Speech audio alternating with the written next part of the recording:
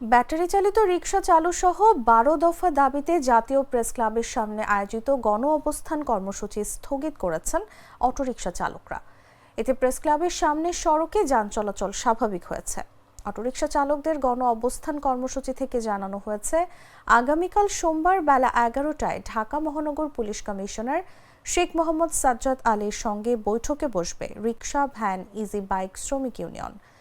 এর আগে রবিবার সকাল থেকে মোহাম্মদপুর বেড়িবাঁধ সড়ক, ৩ রাস্তার মোড়, যাত্রাবাড়ি মোড় ও কামরাঙ্গীর চরে শত শত রিকশা চালক অবস্থান নেন।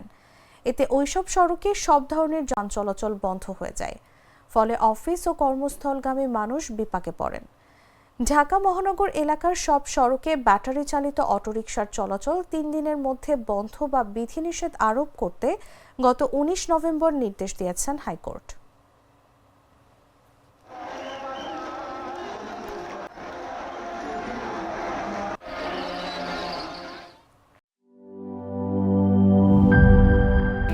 স্যার, আমাদের নতুন প্রোডাক্ট সিক্সার্স দেখতে তো ভালো, খেতেও ভালো। তুমি একটু বেশিই বলো। জানি স্যার, বিশ্বাস করবেন না, তাই সুপার স্লো মোশন ক্যামেরা নিয়ে এসেছি। দেখেন স্যার, চকলেট, পিনাট, ক্যারামেল ও নোগাটের দারুণ কম্বিনেশন এলো সিক্সার্স চকলেট কোটেড বার। পুরোটা এনার্জি।